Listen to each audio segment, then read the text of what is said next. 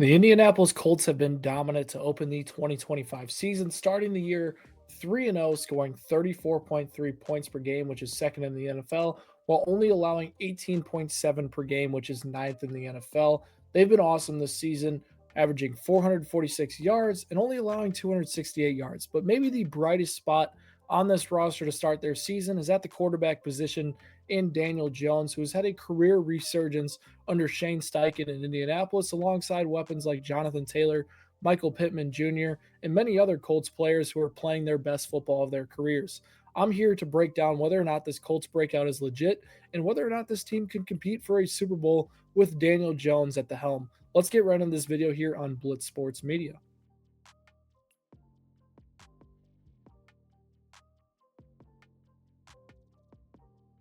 What's going on, everybody? My name is Blitz Link, and today we are talking about the Daniel Jones-led Indianapolis Colts, diving into the film, whether or not this team is legit going forward, and if this team is legit Super Bowl contenders over the course of the 2025 season. Obviously, we know how they started. They beat up on the Titans, right? They beat up on other teams like the Denver Broncos, who kind of choked that game away, and they also beat up on teams like the Miami Dolphins. Two of those teams are struggling this year, but the breakout's legit. Daniel Jones looks like a different type of quarterback. He's one of the highest graded quarterbacks in the NFL and has looked like a confident player in Shane Steichen's system, alongside Jonathan Taylor, who is having a breakout season. And he could honestly win Offensive Player of the Year, elevating himself from a really good running back to one of the top running backs in the NFL. Michael Pittman Jr. is producing at an elite level. So I'm here to kind of dive into the film, see how this Indianapolis Colts offense has been completely revitalized and why this team can compete long-term in the AFC. This first play here is a great example of how the Colts are utilizing play action and why defenses are stacking the box against Jonathan Taylor, and they're getting down the field explosives. You're going to watch play action. Nice little rollout from Danny Dimes, a great move by Josh Downs, wide open down the field just like that, and they've been absolutely crushing defenses on these same type of concepts. I want to pause it right at this point right here. You have both linebackers flowing this way. You have this guy who's responsible for Mo Alley-Cox, linebacker there. Defensive line's obviously working with the offensive line on an inside zone concept. So that is drawing all the attention there. Outside of that, it's man coverage here, here, and here. And the Colts are going to be able to exploit this because of what Jonathan Taylor makes defenses respect. The safety gets turned around and Josh Downs is wide open. Great play design and great play by Daniel Jones, throwing this across his body and across the field on an absolute dime. I talked about how this offense basically runs through Jonathan Taylor, and sure, you could look at the box score, watch a little bit of Colts teams, and be like, yeah, Jonathan Taylor is the main reason this offense works. But the reason the play action works and everything else in the passing game is because of runs like this where Jonathan Taylor is able to stretch a defense out in an outside zone split concept and make a run like that out of nothing, and defenses have to respect this. As you can see, the Tennessee Titans have a pretty favorable box in terms of run defense. You got a safety right here, linebacker here, linebacker here. You have an edge rusher, and you're also going to have a slot corner kind of mixed in right there. What the Colts do such a great job is the offensive line works so well horizontally to this point. Very good leverage here. Quentin Nelson gets good leverage.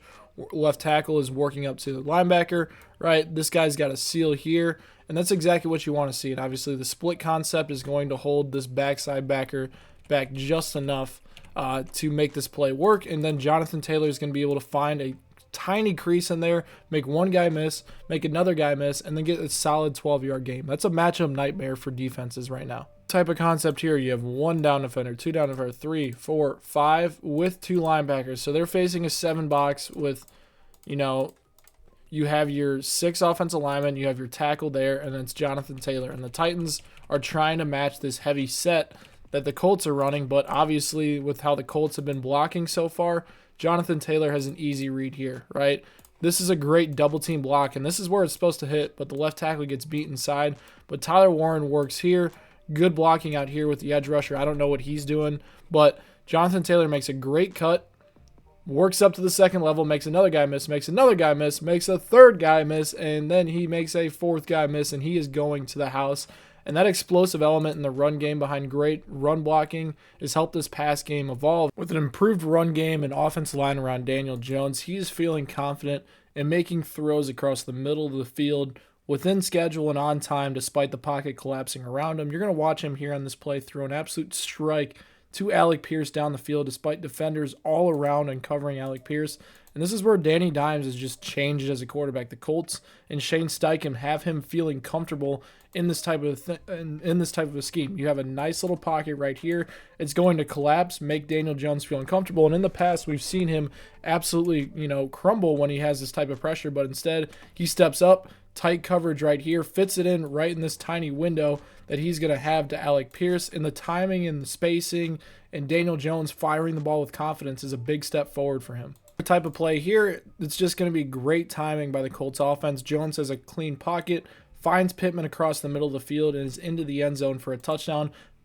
Daniel Jones is not the only guy having a resurgent season. Michael Pittman Jr.